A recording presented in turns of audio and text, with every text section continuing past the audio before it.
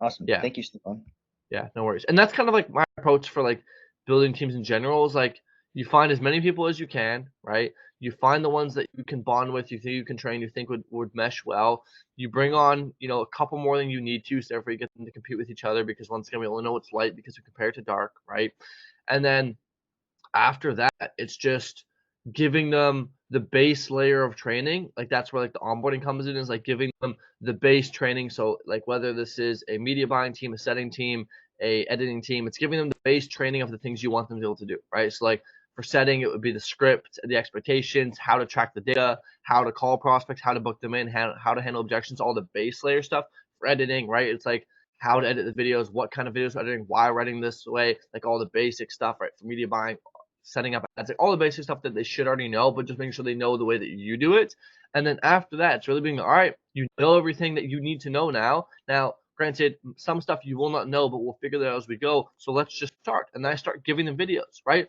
And maybe you give them one or two practice videos, right? Or maybe with a media buyer, you give them a practice account, or like an old client that's already going well, so you can kind of see why it's going well. Or you make him do some ad research, or you make these editors do some research on your current clients that you have, and be like what videos are performing and why, so they start to understand the content. Or maybe if running a setting team, it's getting them to review. It's one of the best things you can do. Getting them to review old calls that have gone really well, and we talk about why they went well, and review old calls that went really bad from other setters that went really bad, and talk about why they went bad, so they can start to see in practice how these things work, right? Which is why one of the best things I ever did was I filmed a Loom video of me editing a video and just explaining why I did everything I did. So here's how I did this, here's how I did that, here's how I did this, so they could watch back in real time and not watch someone else edit, or not just hear me talk about it, but see me do it live.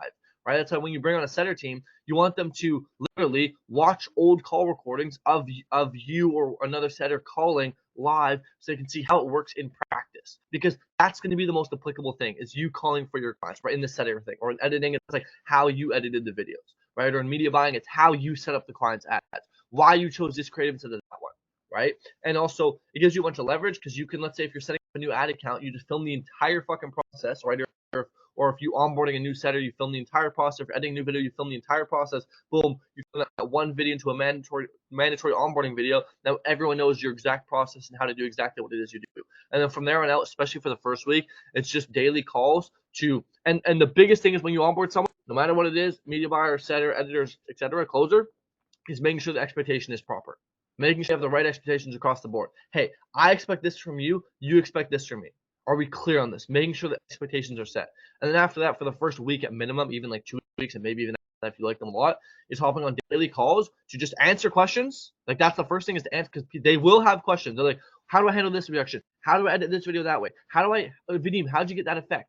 Or, Henrik, how did you set up the ad that way? Or how did you get the interest like this, right? So just answering little questions, which is why you always want to be available, especially in the first week, and then give them feedback.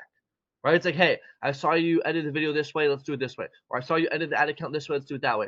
Or I saw that, you called someone this way, call them this way, or say that, or use this, or do that, right? And therefore, because that in the first week is when they're going to grow the most, right? And so that's why we constantly want to be talking with them, giving them feedback, and making sure that we're just there to help them. Like that's the biggest way I see leading a team, is like you're just there to try and help. Like one of my favorite questions when I lead a team is ask them, what can I do to help you?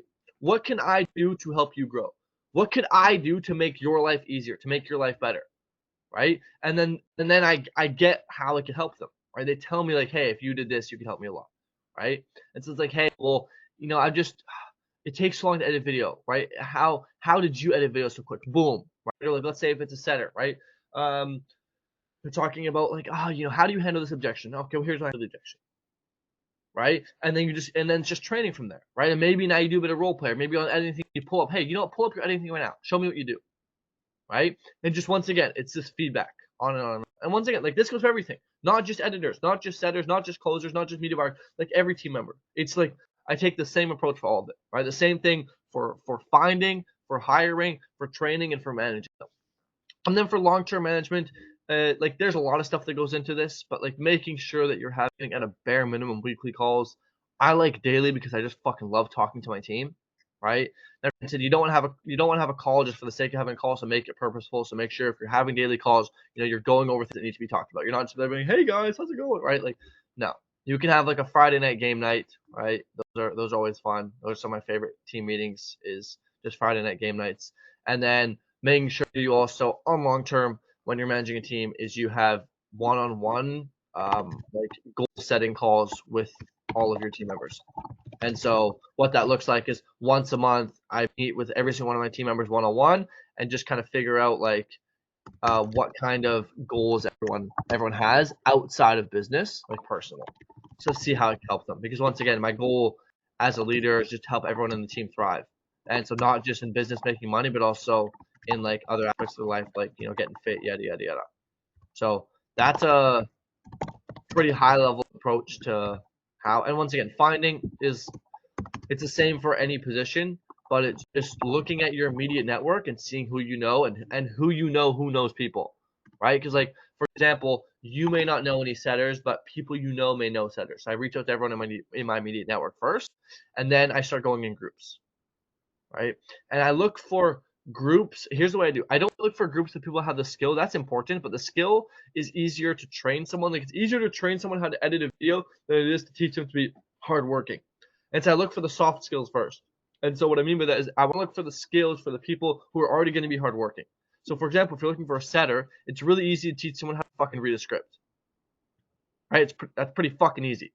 But it's really hard to make them do 200 hours a day, get faced with rejection 199 times only to get one yes. And so what I want to do is I want to look for people who have that discipline first. And so I'll go look in like self-improvement discords or self-improvement school communities because those motherfuckers, they're already hungry. They already have the drive. They already have the discipline. They don't have the skill yet, right? But that's great. I'm going to teach them the skill. And it's pretty fucking easy to teach somebody something when they're really eager to learn, especially when they're eager to make money. So yeah, that's my approach. Awesome. That's kind of like the masterclass right there, to be honest. Like I would have just pulled up a whiteboard and gone maybe a bit more in depth on like, okay, when you make the post, like how do you actually turn people from the post into interviews, and then how do you know who to pick in the interview? And once you have the interview, like how do you actually onboard them? But like you can't really fuck that stuff up. But that was basically going to be the masterclass right there. I do